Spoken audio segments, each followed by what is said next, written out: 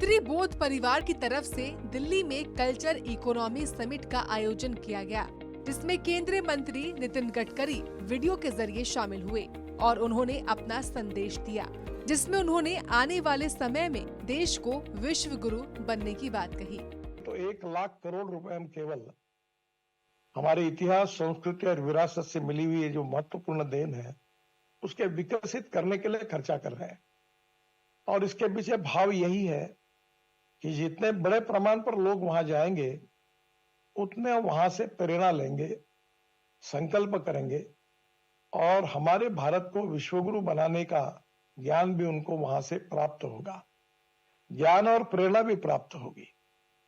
पर एक समय में आपको ये जरूर कहूंगा कि एक तरफ आर्थिक विकास, दूसरी तरफ इतिहास, संस्कृति और विरासत के आधार पर मूल्याधिष्ठित जीवन पद्धति, परिवार पद्धति और शिक्षा पद्धति के आधार पर विकसित भारत की नई जनरेशन को संस्कारित करके, व्यक्ति व्यक्ति को संस्कारित करके, राष्ट्र का पुनर्निर्माण करके एक सशक्त समाज और सशक्त राष्ट्र हमको बनना है।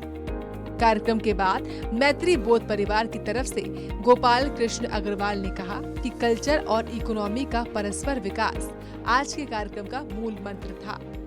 विकसित भारत का लक्ष्य रखा गया है। ग्रामीण एरिया का विकास और देश निर्माण में भूमिका सरकार का योगदान रहा है।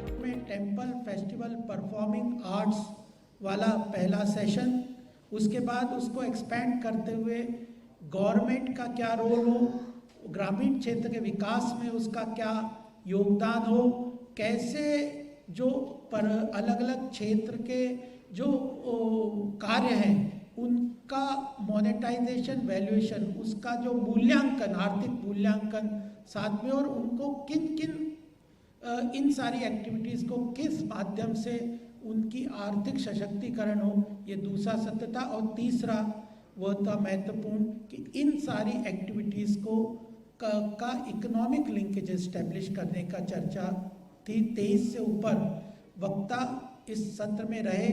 बैकग्राउंड पेपर डिस्कशन पेपर सामने रहा और आने वाले समय में इसका रोड मैप स्टैब्लिश करते हुए भारत के लिए एक वृहद इकोनॉमिक कल्चरल डेवलपमेंट मॉडल रखने की बात इस समिट के साथ आगे लेके जाएंगे, ऐसा दादाश्री जी का आशीर्वचन हम सबको प्राप्त हुआ। आपको बता दें कि इस कार्यक्रम में अलग अलग क्षेत्र में वक्ताओं ने अपनी बातें रखी। इसे लेकर मैत्री बोध परिवार के फाउंडर दादाश्री ने वक्ताओं का धन्यवाद किया और देशवासियों से देश हित के लिए तमाम कदम उठाने की अपील की। कल्चरल इकोनॉमी समिट, इसका जरूर एक आगे बहुत बड़ा उद्देश्य है। कोई भी चीज या कोई भी विचार जब साकार रूप में प्रकट होता है तो उसके पीछे जरूर एक बहुत बड़ा दैविक उद्देश्य है। कुछ दिन पहले ही हमारी बातचीत हुई थी। गोपाल जी हमारे मित्र हैं और इस समिट के वो मेंटर हैं, और बातचीत करते करते आज आप सब लोग यहाँ पहुँच गए और सारे स्पीकर्स उन्होंने हमारे इस निवेदन को स्वीकारा, भाग लिया, अपने विचार प्रकट किए। उसके लिए आप सभी का बहुत बहुत धन्यवाद। गौरतलब है कि मैत्री बोध परिवार एक ऐसे भविष्य की कल्पना करता है जहां आध्यात्मिक विकास और आर्थिक समृद्धि साथ साथ चले और सभी का समग्र विकास हो। सूर्य समाचार के लिए दिल्ली से विनय सिंह की रिपोर्ट।